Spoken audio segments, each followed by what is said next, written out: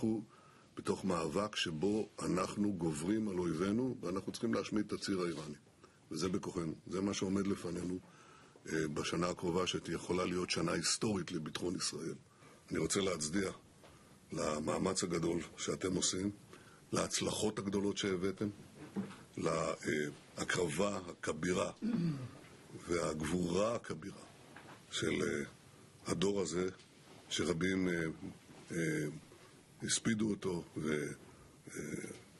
ובעצם ביטלו את המחויבות שלו וכושר הלחימה שלו, והתגלה כדור אדיר שהקריב באמת הקרבות מרחיבות מאוד.